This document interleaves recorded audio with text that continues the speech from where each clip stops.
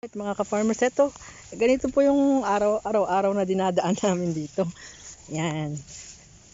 Sa tubuan. Shortcut kasi ito eh. So, yan, papunta po sa 2 hektaryang taniman. 3 lang po kaming gumagawa. Doon, aray ko po. Ayan. Kasama lagi itong mga bata. Ayaw kong magpaiwan sa kubo eh. Sige na, punta na dun. Ayan, kahit na basa sila sa ulan, sige pa rin ang sama.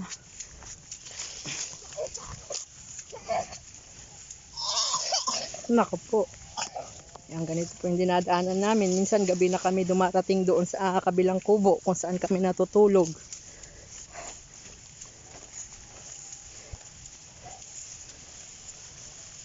Mahaba-haba rin po to hanggang sa paglabas.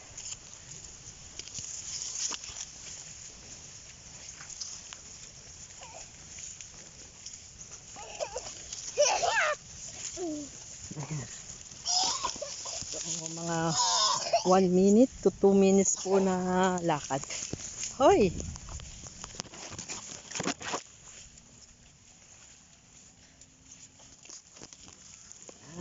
Labas na!